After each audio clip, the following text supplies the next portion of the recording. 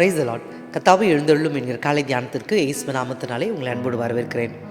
உங்களுக்கு விரோதமாக எந்த ரகசிய ஆலோசனைகள் செய்தாலும் அது இல்லாமல் போகும்.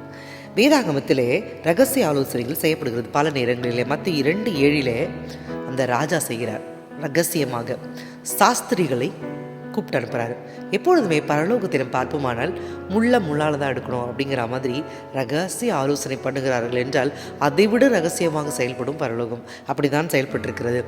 ஏரோது அந்த சாஸ்திரிகளை கூப்பிட்டு அனுப்புகிறார். அவர்கிட்ட எப்போ அந்த நட்சத்திரம் வெளிப்பட்டது என்பதை குறித்து பல காரியங்களை அவர் விசாரித்து திட்டமாக கொண்டு எப்பொழுது பிறந்திருக்கும் என்று கணிக்கிறார்.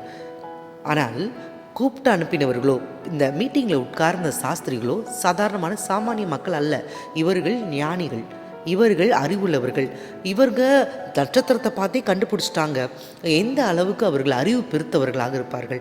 அதே நேரத்தில் அவர்கள் ட்ராவல் பண்ணி வந்திருக்காங்க. பயங்கர சேலஞ்சஸ் அவங்க ஃபேஸ் பண்ணியிருப்பாங்க அந்த காலத்தில் அவங்க ட்ராவல் பண்ணும்பொழுது. இப்படி பல காரியங்களிலே திறமையாக ஞானியாக இருந்த இவர்களிடம் விசாரிக்கிற ஏரோதுடைய உள்நோக்கம் அவர்களுக்கு தெரியவே இல்லை.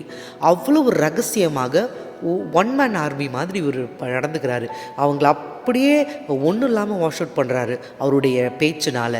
ஆனாலும் பரலோகம் இந்த ரகசியம் என்ன என்பதை கூர்ந்து கவனித்து கொண்டிருக்கிறது. ஏரோதுக்கு என்ன ரகசியம்னா அதை விட ரகசியமாக பரலோகம் செயல்படுகிறது. மத்திய 2:12-13 ரகசியமாக சாஸ்திரிகளை அது வேறு திசையில் நீங்கள் போய்விடுங்கள் என்று சொல்லிவிடுகிறது. அடுத்ததாக ரகசியமாக யோசிப்பிடம் குழந்தையை எடுத்துக்கொண்டு போய்விடுன்னு சொல்லிவிடுகிறது. எனவே உங்களுக்கு விரோதமாக அது எப்படிப்பட்ட ரகசியமான ஆலோசனைகளாக இருக்கலாம். வான மண்டலத்தில் பொல்லாத ஆவிகள், இல்லை என்றால் பாதாளத்தில் உள்ள ஆவிகள், அது எப்படிப்பட்ட இவைகள் மனிதர்கள் மூலமாக செயல்பட்டு எப்படிப்பட்ட ரகசிய ஆலோசனைகளை உங்களுடைய வாழ்க்கைக்கு விரோதமாக செய்தாலும் பரலோகம் அதைவிட ரகசியமாக செயல்படும். தேவன் அப்படிப்பட்ட காரியங்களை செய்ய வல்லமையுள்ளவராக இன்று விருந்து கொண்டிருக்கிறார். இந்த ஏரோதுடைய காரியங்களிலே அவர் எல்லா குழந்தையும் கொலை செய்யும் பொழுது சரித்திரம் என்ன சொல்கிறது என்றால் அவருடைய ராஜ்யத்திலே பிளவு ஏற்பட்டது. ஒரு பெரிய பிளவு ஏற்பட்டது. ஏன்னா அத்தனை குழந்தைங்க இறந்த பொழுது அது ராஜ்யத்தை அசைத்தது.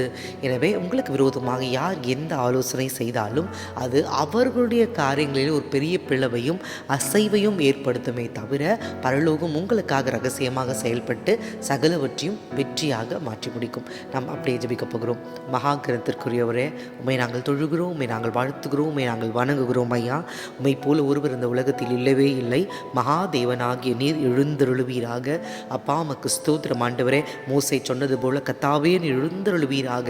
இப்படி சத்துருக்கள் சிதறடிக்கப்படுவார்களாக, உம்மை பகைக்கிறவர்கள் ஓடிப்போவார்களாக என்று சொன்ன பொழுது எழுந்தருளி நம்முடைய பரிசுத்த ஆவியானவர் இப்பொழுதும் எழுந்தருளுவீராக. அப்பா, ஜெபத்திலே கலந்து கொண்டிருக்கிற ஒவ்வொருத்தருக்கும் முன்பாக நீர் கடந்து செல்லுவீராக. இவர்களுக்கு விரோதமாக எப்படிப்பட்ட ஆலோசனைகளாக இருந்தாலும், அது எப்படிப்பட்ட அந்தகாரத்தின் ஆலோசனைகளாக இருந்தாலும் அபத்தமாக போகிறதற்காக நன்றி. பெரிய காரியங்களை செய்யுங்க. இந்த நாள் ஆசீர்வாதமாக இருக்க போகிறதற்காக நன்றி அப்பா. இயேசுவின் நாமத்தினால் ஜெபத்தில் எடுக்கிறோம் எங்கள் அன்பு தந்தையே, ஆமென். பரலோகம் ரகசியமாக உங்களுக்காக செயல்பட போகிறது. May God go with you. Have a great day.